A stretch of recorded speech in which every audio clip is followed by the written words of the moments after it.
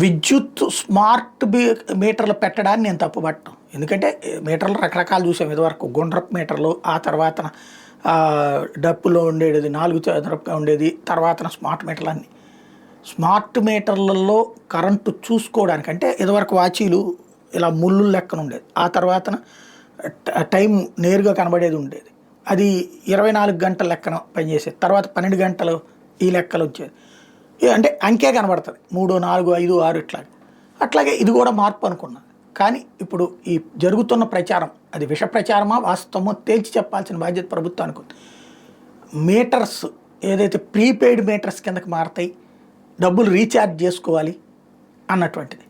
అదే సందర్భంలో ధరలు పెంపుడు ఇవన్నీ బయట మాట్లాడకుండా అవన్నీ ఇక ఇంటర్నల్గా చేసుకొస్తారండి. అదే నిజమైతే రాష్ట్ర ప్రజలు ఒక్కటే గుర్తుపెట్టుకోవాలి, కరెంటు బిల్లులు జగన్ ఓటమిలో కీలక కారణమైనవి, మధ్యతరగతి జగన్ని ఓడించడంలో కీలక కారణమైనవి.